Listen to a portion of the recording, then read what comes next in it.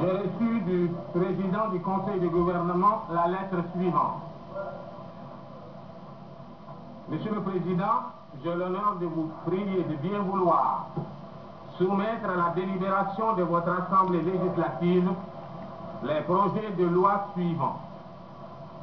Le premier projet porte sur l'abrogation des dispositions de la loi numéro 61 RS du 7 juin 1960 concernant la ratification et la rétrocession à la Fédération du Mali des compétences transférées à la République soudanaise par la communauté en vertu des accords signés le 4 avril 1960 à Paris.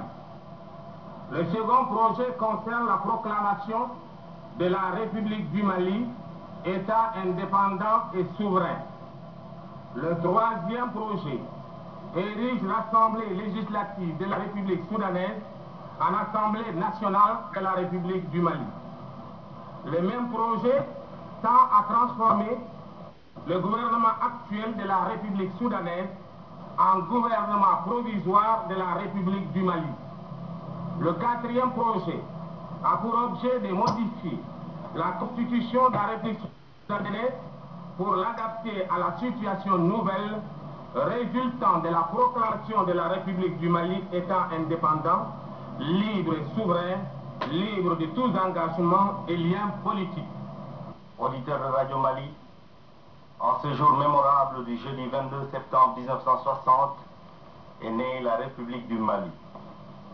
Une république indépendante, absolument et totalement indépendante de tous les liens politiques avec la France. Indépendants, nous le sommes à compter de ce jour. Une indépendance que nous devons à nos leaders, à nos anciens, nos aînés, à l'action constructive et courageuse des dirigeants de l'Union soudanaise RDA, dont le président Modibo Keïta s'est fait le porte-parole au congrès extraordinaire qui a tenu ses assises ce matin à Bamako.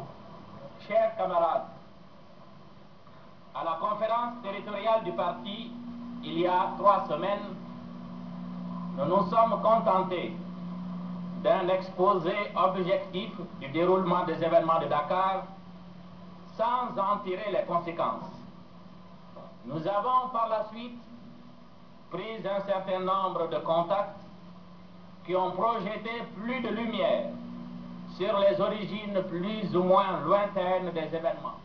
La République soudanaise indépendante n'a fait qu'usage de son droit à l'indépendance. La réalisation de l'unité nationale sera le ferment de la mobilisation générale des populations jusqu'aux confins du Sahara. Son développement économique appelle à des sacrifices pour sortir le pays d'un possible isolement. Face à cette éventualité, il s'agissait d'envisager les voies et moyens pour une économie socialiste et planifiée. D'où l'affirmation de la République soudanaise sur le plan africain et international, rappellera en substance Modibo Keïta. Pour laquelle nous vous invitons à autoriser l'Assemblée législative, premièrement, à appréhender les compétences transférées par la République soudanaise à la Fédération du Mali. Deuxièmement, à proclamer comme État indépendant et souverain la République soudanaise.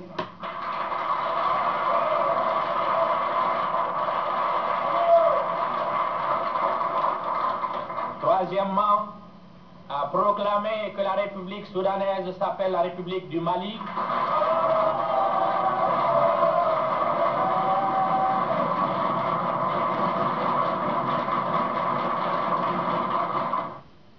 La République soudanaise est proclamée État indépendant et souverain sous le nom de République du Mali. Le Congrès opte pour la construction d'un État socialiste. Une présidence de la République est instituée, confondue avec le chef du gouvernement. Un régime de type parlementaire est maintenu. Le chef de gouvernement est responsable devant l'Assemblée nationale et exerce les attributs de chef de l'État et le pouvoir exécutif. Les ministres sont responsables devant lui. L'Assemblée nationale élue pour 5 ans vote la loi. Il reprenait en gros les termes du préambule de celle du Soudan du 23 juin 1959, sauf en ce qui concerne les principes de base. La liberté et la justice succédant à la liberté, à l'égalité et à la fraternité.